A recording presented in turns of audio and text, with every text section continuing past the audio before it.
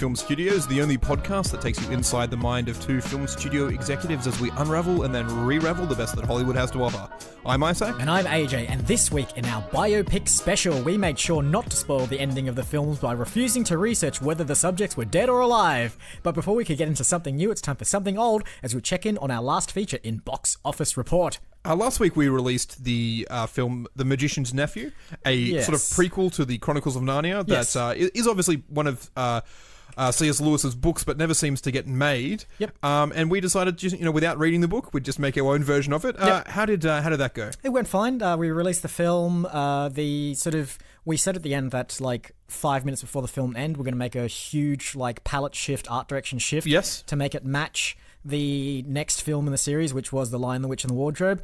Apparently that was successful. People really didn't have a problem with that at all. Just blend seamlessly. Yeah, but we did have a slight problem, and that was in the use of the word magic in the film title. Right. We got into trouble from the Magicians Alliance in America. Right, yeah. They have sent all manner of lawyers and wizards and witches after us to prevent us from using the word magic in their film, because apparently they have a copyright on it. They are, and they're very litigious. Insanely litigious. They blackball people who reveal any magic secrets on TV. Yep. There's a very sort of strict code of conduct for all of their inductees into their inner circle. Exactly, yeah. They sent Penn and Teller around to our office the other day as well. I thought I'd shut the door and refuse them entry, but then I turned around and they were right behind me. They got through. I was actually under the impression that they weren't allowed inside the magic circle because they'd shown how a trick works on TV. Yeah, but that's what they want you to think. Oh, right. That's the trick. That's the trick. That's the prestige. Exactly. So we're now, I've tried to avoid running into Penn and Teller, but I've locked my doors behind me. I've moved to a different, they're just there every time, and they won't tell me how they're doing it. But we're going to have to settle this lawsuit at some point. Have there been other films? Do other films have magic in them? I can't actually think of any. No, there isn't. I can't think of any film that has magic in the Do you reckon Channing Tatum still has the same problem with Penn and Teller after doing Magic Mike? Yeah, somehow they made Magic Mike 2 as well. Exactly. How did that happen? Yeah. Oh, wow. You would have thought that, Penn and Teller would be in there sabotaging the whole process, but well, they probably produced the next one. Yeah, they found a way. Actually, that's what happened, because I don't think the director of the first one, which was Steven Soderbergh, came back for the second one. No. The second one was directed by someone, but it was clearly a pseudonym for Penn and Teller. Exactly. They directed Magic Mike 2. All right. On to this weekend trailers, and as I mentioned, it is a bit of a biopic week this week. Not really by design, just by the fact that about 80% of the film trailers that have come out recently have all been biopics. Normally we do at least one biopic each week. Yep. But for some reason this week, every trailer that we watched seemed to be a reimagining or a retelling of the story of someone's life. Hollywood messed its schedule up because it knows that it's meant to be one superhero movie, one biopic, and then one other generic genre. It's an art house film that has got reviews and is a powerhouse of force for electrifying performance by some actress who's only ever been nominated for a Golden Globe, but is definitely probably going to win an Oscar this week. So, but they screwed their schedule, so now we've got 1,000 biopics to choose from. So first up, we have Rocket Man, directed by Dexter Fletcher and starring Taron Egerton and other actors, and it is the story of Elton John. Elton John, yeah. Or what's his actual name? He has a Dwight Johnson. Not Dwight York. I think it's Dwight something or other. It is, it's something very, very plain. And Reginald Dwight? Reginald Dwight, that sounds about right. Yeah, that sounds about right. Yeah. So the opening shot of this made me think of Billy Elliot. Yeah. The style of the film made me think of Bohemian Rhapsody. Yep. And the fact that it's a biopic starring Taron Egerton made me think of Eddie the Eagle. And there are links to all of those films here. So Dexter Fletcher apparently took over directing Bohemian Rhapsody when Bryan Singer left, but won't be credited as the director. Yep. He also directed Taron Egerton in Eddie the Eagle. Yep. And this has Jamie Bell in it, who is the film version of Billy Elliot. The titular character, so, it's a small world, I guess. They say that this is based on the true fantasy as well, which I suppose, leans into Elton John's flamboyant kind of character on stage. I kind of also feel as though it has that element that Across the Universe has, where as they're performing the songs, weird things are happening in the background. Because you see in the trailer, he's singing Rocket Man, and then even the audience seems to go into zero gravity, and they all seem to float up in the air. It's like, well, it's like a fantasy element to the performance of the songs. It looks very bold and colourful, and the costumes are quite interesting, which is very Elton John. So like you would expect to see that in a film about his life. Yeah, I have to say, all credit to Taron as well, who seems to be able to like nail any kind of like bizarre biopic role really well, because like, so this was if you don't know him, he's the lead character in Kingsman, playing a very like chavvy rather British youth, and then who becomes a very debonair secret agent sort of thing. And then in Eddie the Eagle, he's playing a bit more of a like sort of out of luck but like always trying, kind of hopeful but really pathetic downhill skier as well. And now in this, he's like putting on prosthetics a little bit and crazy costumes and whatnot. They recede his hairline quite nicely. They've done a good job. It just seems to work with him. It's so bizarre. He must have that everyman face that just kind of works with any wig or any prosthetics. So it's like Play-Doh. You can mold it into any shape that you want. See that film, I don't know, later if you want. All right, on to the next biopic for this week's episode, which is Vice, directed by Adam McKay, starring Christian Bale, Sam Rockwell, Steve Carell, Amy Adams, and a bunch of other actors. So Adam McKay, most people probably know him for directing the Anchorman films and Talladega Nights, a couple of the other Will Ferrell films, but also directing The Big Short, and now this as well.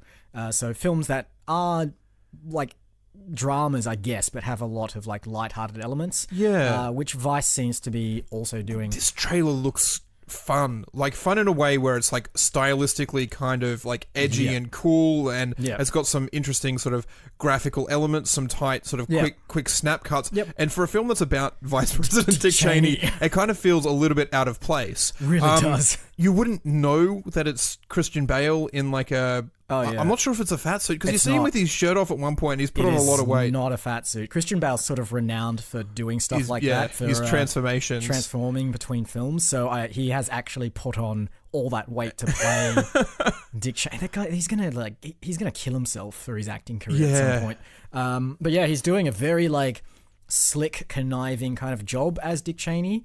Not sure if it's glorifying the man. I think it's more like leaning into the ridiculousness of his persona. Sam Rockwell also playing George W. Bush. Sam Rockwell's Bush is not like it's impression of Bush. No, it's not. You see a lot of those Saturday Night Live guys who are like doing very much a Bush with his big ears and as a caricature.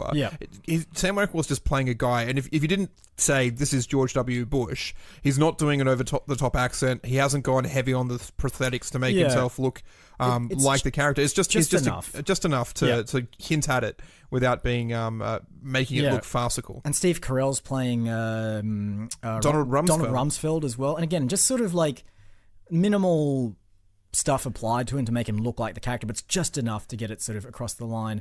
But yeah, this film looks fun in a way that like I don't want to like associate the word fun with Dick Cheney, but this could be like really good.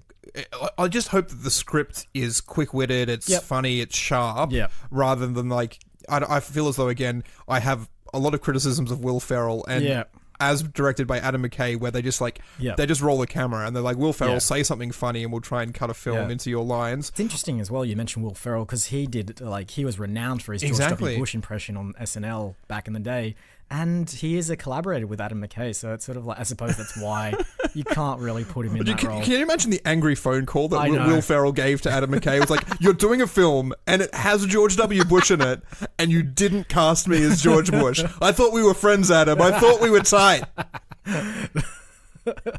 All right. What else have we got this week? So we will do one other biopic, but we'll do a few honourable mentions. On the basis of sex. Yeah, speaking of politics and politicians. Yeah, the story of Ruth Bader Ginsburg and her...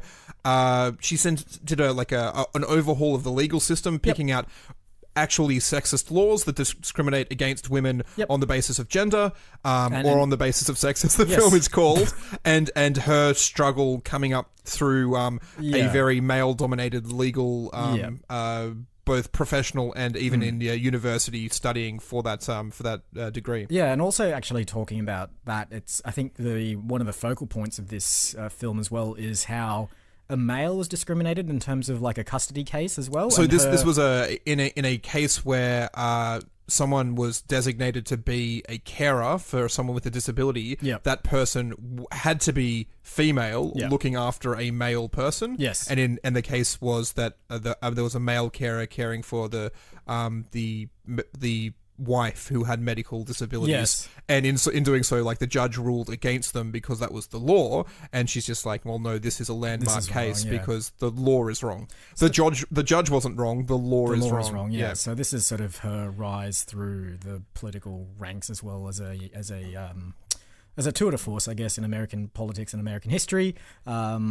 She's still kicking along today as well, doing a bang-up so who's job playing her? I always Felicity Jones. Felicity Jones from Rogue One, probably the most and The Theory of Everything. I think is probably where she's got her Academy Award nominee tag that they tag. I mean, on they didn't one. give it to Rogue One, no. And Armie Hammer is apparently a Golden Globe nominee for something. The Social Network. Oh yeah, probably. Well, The Lone Ranger.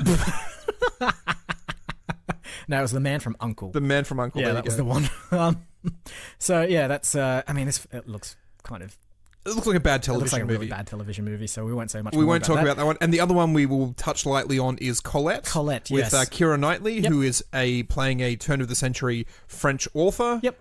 Where she has to remain anonymous. Like, I think they pretend that this story is written by a man because they don't want to reveal her to be the true author. And it's almost like a 50 Shades of Grey sensation throughout France in the 1900s, where everyone is reading this book Colette about the protagonist Colette and her life as a French woman of the time. Maybe I'm not really sure. And sort of like trying to break through the ranks and say that, you know, her role is important and she's actually the writer and so on and so forth.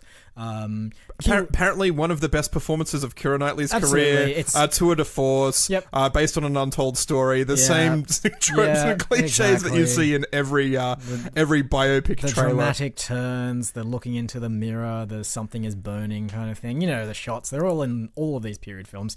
All right. So they're the two honourable mentions. The last one we're actually going to make as one of the official 3 trailers this week is Mary, Queen of Scots. Mary, Queen of Scots, starring Saoirse Ronan. And also Margot Robbie. Completely unrecognisable as Margot Robbie.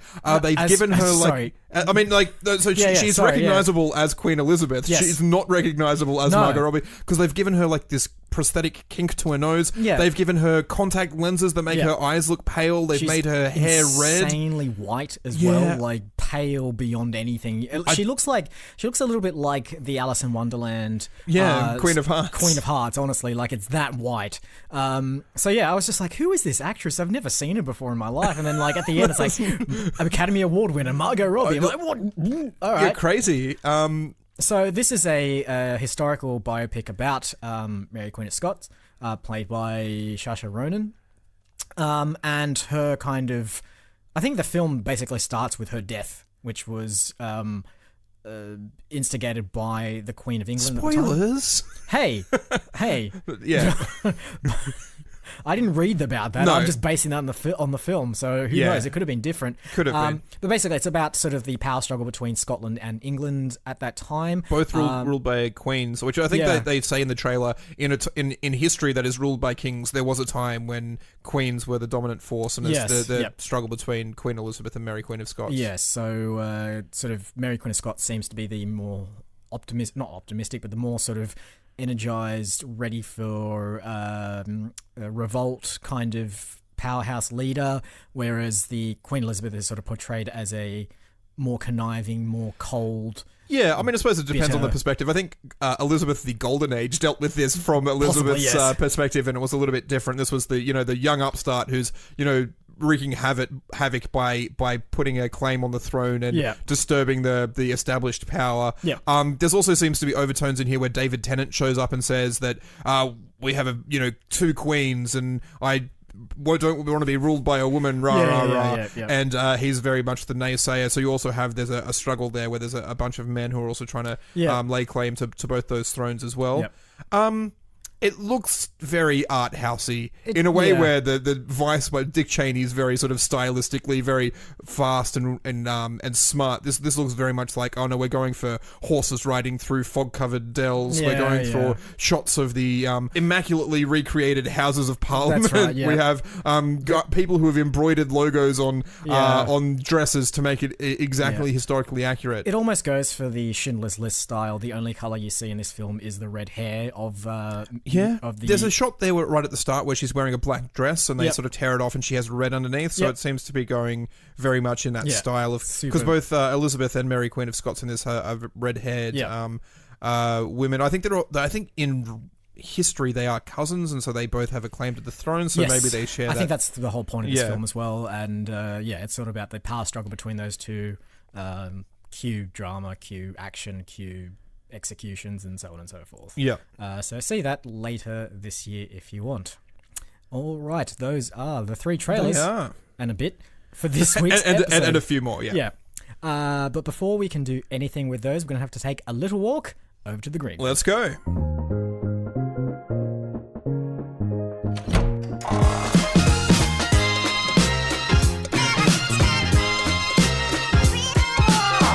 Let's have a quick recap of this week's trailers. Obviously, they're all biopics, but we have a music legend biopic. Yep. We have a stylistically slick political biopic. Yep. And we have a dramatic historical recreation biopic. Yes, exactly. Right. It is my turn to choose this week, and I know exactly what I want to do, and it's the political biopic. Political, sharp, witty, stylistic, colourful. Exactly. I want to do something that is taking a character that you, or a person, well, obviously a real person, that you wouldn't expect, and putting it into a film that also makes no sense. Politics is a bit of a hard one because I'm not sure who we could choose. Yes, so I would have gone with Harold Holt. Harold Holt? The Australian Prime Minister who notoriously went swimming and then just sort of disappeared. That's a great one. Like his sort of like political reign, his sort of maverick, like we could throw in some extreme sports in there if we really wanted to.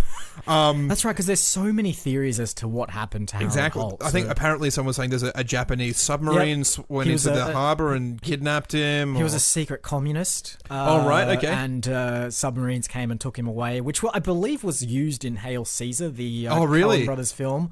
There was a sort of a plot point which sort of mirrored that kind of interesting story. But yeah, like there's just tons and tons. There's like rumors that he's still alive somewhere and has been a prisoner somewhere. And yeah, anyway, Harold Holt's a great one. He was a prime minister for a very short period of time in Australian history because about the 40s, 50s, 60s, sure, somewhere in there.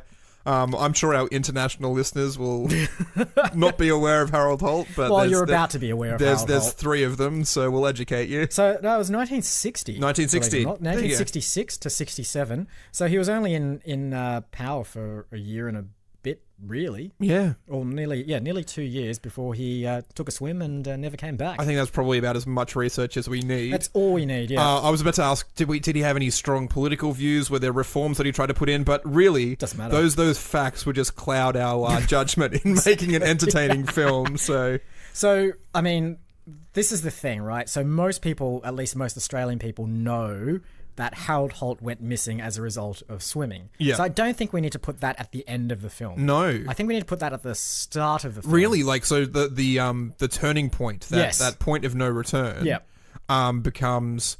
all right, so he starts off, he's already PM, he's a bit radical, he's a bit sort of like edge of your seat, dangerous, he's a bit, laissez-faire, I'll do what I want sort of thing. He takes off his official Prime Minister dressing gown on the beach and goes for a swim. Goes for a dip, and then which of the conspiracy theories do we hit up? I mean, do we do all of them? I do like the secret communist, because then you can have him as like a... The Sparrow? Did you end up seeing I didn't see the Sparrow, but I know, that sort of style where he's now a political spy in the USSR as a secret communist in the 60s. But I think we need to add an extra layer on there because I'm also thinking of Rambo, and I love the idea of like one person against an overwhelming army. Oh right, okay. So Do you remember the Owen Wilson film Behind Enemy Lines, where all of a sudden he's trapped in a situation? He's a fighter pilot who crashes and he has to get out because he's behind enemy lines. Is that our? Yeah, that's. I like that. I also like like throwing in elements of Bear Grylls. Yes, these sort of extreme survival elements that Harold Holt has to go through as he escapes from the Siberian gulags. Yes. So this is what he's done. So as in his 2 years of power, in behind the scenes, he's been like secretly infiltrating the communist world by pretending to be one of them. Yes. Right? And then he's like, all right, here's where the drop's going to be made. It's going to be December, 1967. I'm going to be swimming here. Have your submarine ready for me to go. Right?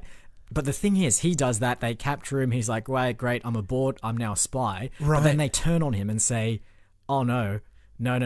Yeah. You're our prisoner. It was now. the dream within a dream, the triple agent, the reverse triple agent. Yeah. So they take the submarine. They basically have a secret passageway all the way to Siberia. Yeah, absolutely. Via submarine. And then he gets chucked in one of the gulags there. Vladivostok, I think, is like the extreme west of Russia, right up where it meets up with Alaska. Perfect. And so there's a gulag there, and he's sent to the work prison camp. Yep. And it becomes a little bit Great Escape. Yes. It becomes a little bit Bear Grylls Ultimate Survival. Yep. It becomes a little bit Owen Wilson Behind Enemy Lines as the soldiers are trying to... A bit Sylvester Stallone, Rambo. A bit Rambo. I think it's also a bit Predator. Yes. Where there seems to be like one guy that's sort of like he has to cover himself in snow to beat the thermal sensors. We'll say that this gulag has like the head honcho who it's run by. We'll do it Indiana Jones style, how there's always like a big hulking guard, a big like massive... You're Dave Bautista type. Exactly. And in fact, it's just going to be Dave Bautista. Right, sure. So he is like the Predator, I guess, the Predator kind of character who Harold Holt is always trying to like outsmart and trying to like get around him and disguise himself in snow at a various point to try and like escape the gulag. We should also make the gulag quite big. You know how they say about the Sahara that at a certain point it's basically just desert in all directions and it's just like insurmountable in terms of escaping, right? I think that's the same with that Siberian snow wasteland. You're so far removed from civilization. Yep. That you can walk 1,000 miles in any direction and never meet a living soul. Exactly. So we'll do that. We'll put the gulag in the middle of like Siberia so that it's just snow in all directions, just frozen tundra. Yep. Which makes the prison has no walls per se.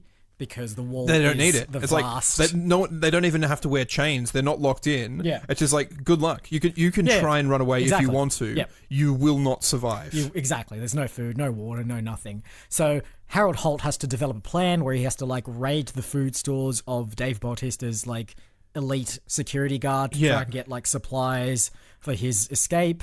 Avoid guards, avoid manual labor, and then also like again we do it like the Great Escape, like some real weird or like just left of field thinking. You know how they like stuffed all the rocks that they were like digging with into their pants and dropped them as they walked around the yards. Yeah, stuff like that. You know, maybe he just like eats snow.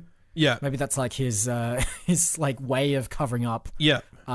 The stuff that he's doing is just like, I'm just going to consume all this snow. The crux of the escape revolves around there's a train that comes in once a month to drop off supplies and then disappears, and he knows that the timing of his escape has to coincide at some point with the train, and he knows he can't get on the train when it arrives, but if he escapes 3 or 4 days beforehand, he can meet the train further down the line and catch that back, and so it becomes his survival for that 3 or 4 days after he breaks out to make it to the train and back to civilization. I think we also need a gratuitous fight on the train with Dave Bautista a la Skyfall. Yes, a la Spectre. Spectre on the top of the train. I mean, there's so many things. Oh man, we're going to put it on top of the train. Oh yeah, I think so. Definitely. Absolutely.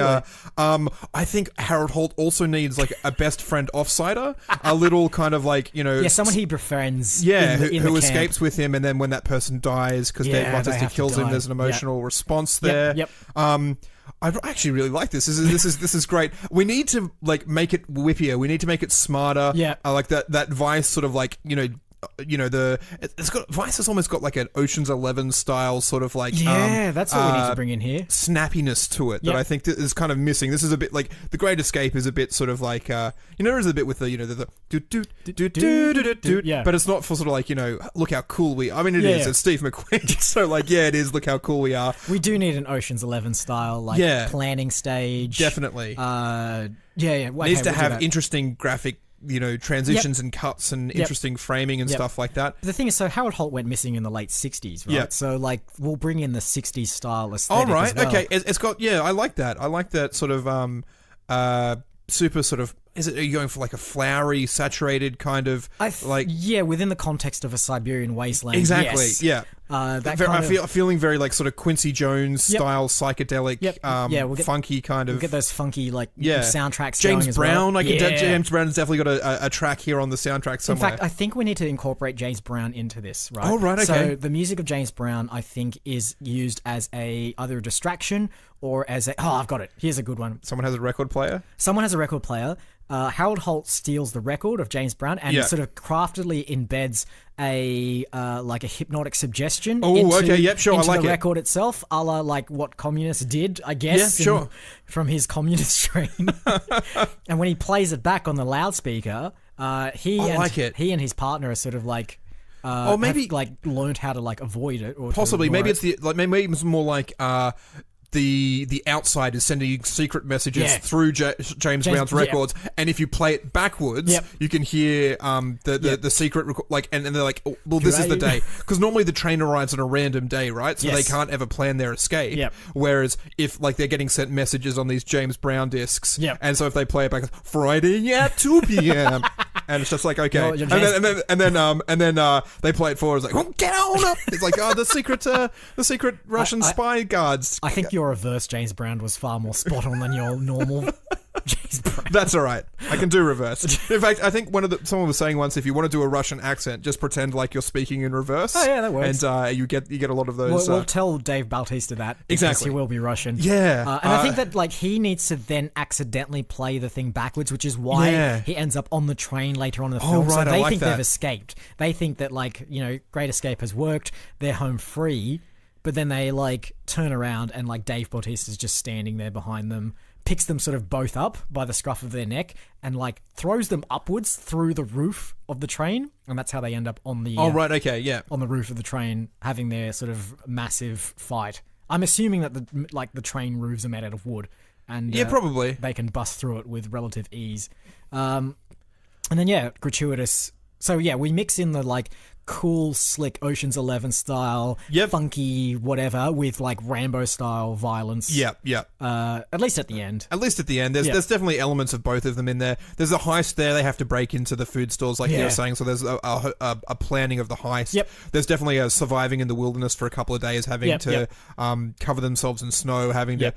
They fight like a polar bear or? Oh, absolutely. Or a wolf. Very Liam Neeson in Grey. That should be like their early on, right? Because it's like the wilderness, the guards don't really care about any natural thing getting them, because it's like, well, whatever, they were prisoners anyway. So maybe Harold Holt is like taken on by a polar bear, and it looks like he's going to die, and then this other guy comes in, his like prisoner pal. This is before they were friends. Right, this is how they become friends. Right, okay. Because this other person saves Harold Holt from the polar bear. Right. And then they're sort of like together through thick and thin for the rest of the film until that person dies through... I think what needs to happen to that other person is that Dave Bautista needs to throw him into the train's chimney. I was thinking more like Dave Bautista like actually just like gets him in a chokehold and strangles him until he's dead, and then just sort of holds him off the side of the train and just drops him. And he just falls off the side of the train. Done. Dead. And You're then, out of here. Harold Holt is like, that's it, I've had enough. I also think we need to have like a couple more things that like give Harold Holt the impetus to escape. I like to think that somehow he gets his hand on an Australian newspaper. Oh, right, okay. And everyone's just like there's opinion pieces in there just saying like, oh, he was a larrikin, he just drowned because he was stupid. New Prime Minister has taken over Australia. Everything now totally different compared to like the rule of Harold Holt. And he's just like scrunches up the newspaper and says, not on my watch. Yeah. I like an American accent for no reason. Yeah. Are we casting Harold Holt as an American then? I mean, can it be like an American doing an Australian accent? Oh, why not? I think who can do a good Australian accent? Most Americans do a really, really horrible Australian accent. Is there anyone? There is someone who does do like a spectacular American accent, Australian accent, and I've just forgotten who it was. Robert Downey Jr. in Tropic Thunder does a reasonably decent Australian accent. Yep. And I don't think we've actually ever cast Robert Downey Jr. we haven't. In our things before. I think he could play Harold Holt. I think he could. I think he's got a bit of a playboy attitude. He absolutely does. And me looking at the picture of Harold Holt that the Academy has sent through to us, if you if we say to Robert Downey Jr., you need to do like Christian Bale does and just put on a little bit of weight because like Harold Holt's not. He's not a skinny man. I mean, like he wasn't young either. No. If you do that, and we'll give you like a bit of a receding hairline, we'll make your hair white, we'll give you like a big bulbous nose as well. Yep. He could absolutely pull it off. Yeah. Yeah, okay. Robert Downey Jr. as Harold Holt. Who's his offside? I feel as though he's younger and skinnier. I was thinking Jamie Bell. We could possibly just steal Taron Egerton. Let's do Taron Egerton. Yeah, to take him... Because you can put him in anything. Exactly. Right? Like, it doesn't matter. Yeah, that's true. He can play anyone. And I like a younger... I think when Harold Holt shows up to this prisoner work camp, Taron Egerton's character's already tried to escape like a dozen times. Yep. So he's kind of the escape artist kind of guy, but he always sort of like comes back. Yeah, he's always missing like a key critical ingredient for his escapes. And also we can have like a fun sequence of showing his previous escapes as well as a sort of like montage sequence. Yeah, a flash. They do that. I like that in Ocean's 11 when they're like, here are the last guys, the guys who have come closest to robbing the casino. Exactly. And it flashes back to that sort of montage. We do a same sort of stylistic one for all of Taron Egerton's escape attempts. Does he have to have like...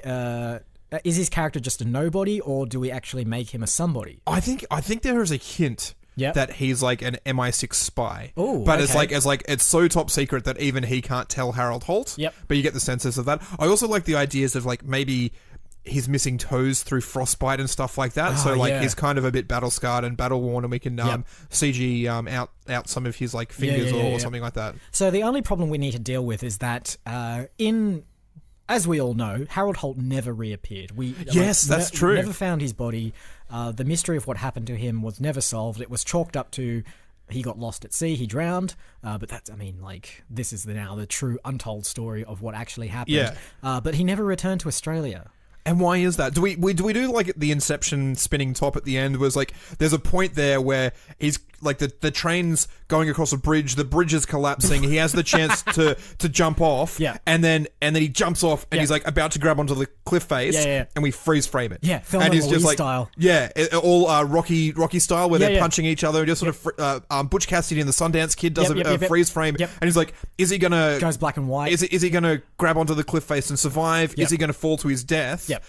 We don't know. Cut to black. And then all of a sudden it's just like, as the audience, we have to decide, did he live or did he die? And if he lived, why didn't he get back to society to say, hey, I'm Harold Holt? Or if he died, it explains things as well. Exactly. You know what's good about this as well?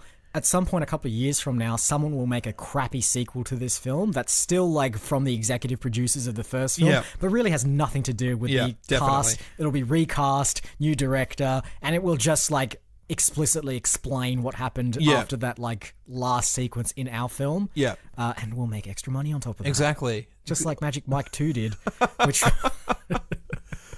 which I think, like, I don't know, I feel like people miss the point of Magic Mike, and that's why Magic Mike 2 exists, but anyway. That's true. Last week we did a thing where we gave Brie Larson a role in the film because it was her birthday. Yeah. Is there any, like, birthday buddies this week that they can just have, like, is there, like, a Harold Holt's wife before he disappears? Or is there a something else in there? I quite like the idea of broadening our horizons for the people that we cast, and there's nothing more random than searching for the birthday list. Well, I've got our director. So it's Guillermo del Toro's birthday today. It is his birthday today. Yes. So happy birthday, Guillermo. He will be in our film. Is he going to put too many weird, like, polymorphic creatures with prosthetic suits in there? Or I think we need to hint at that. Maybe it's like a Soviet experiment sort of hidden out there. I actually like the idea. I think Guillermo del Toro could do a really nice practical effect wolf or polar bear or something like that. Yeah, that sounds good. I think we keep Guillermo del Toro in there as our kind of like... He'll probably walk off the project partway through, and we'll have to get Peter Jackson to come in and take over, but that's fine. Yeah, creative differences, executive producer oversight. Yeah, that's fine. All right, the only thing we need now to finish up this episode is a name for this film. Is it just called Holt? Just called Holt. Yeah, it absolutely is. Because they were doing one recently where they went with first names. Yep. And not Lara, they did Croft, didn't they? Yeah, anyway. I think Harold is not a good film name. It's a bit vague. Should Holt be an acronym as well? I don't really think it needs that. No? Okay. Unless it's like Holt, PM. Yep. Oh, yeah. I like that. I like Holt, PM. And then the PM could be Prime Minister, but it could also prisoner of... Yeah. Mausterag. Exactly. Which is the name of the prison. Yeah, and I think Delve Bautista says it as, you may have been PM in your country, but here you are PM, prisoner of Mausterag. Beautiful. And if he says, like, I think he needs to actually say the film title in the film as well. You may be Prime Minister, but you are now Holt, PM. Yeah. Prisoner of whatever. It's indecipherable exactly what I said. It's like M plus a bunch of Russian characters after it. I mean, I was actually just going for the the Vice, where it actually sort of like puts the title in there as well. So we'll do both of them. We put in his surname and then we put in his Prime Minister title. So Holt, PM. Yeah. Beautiful. All right. I think that's a wrap. I think you're right. Housekeeping, as per usual. We are online at moviefilmstudios.net, where you can find all of our previous episodes, our bios, and of course, Mufwizawudada, our database of films that we've created on this podcast. Search Facebook for Movie Film Studios and join the community, where we post emoji clues as to the trailers that we've watched in upcoming episodes. Rocket Man is going to be super easy this week. Vice. I don't really know how that's going to work. And Mary Queen of Scots. Last week I just did a single clue for The Girl on the Spider's Web, and people got that pretty quickly. I was quite happy. Good work to Luke and Crystal, I think, for guessing this week. Yes, well done indeed. You can find this podcast, if you haven't already, which is a bit weird if you're listening to this but haven't found it yet, but we are on iTunes, Spotify, Podbean, YouTube, and pretty much any other place that you get podcasts from. And I think that's it. All that remains is to thank you once again for listening this week. I've been Isaac. And I've been AJ. Roll credits. March winds and April showers.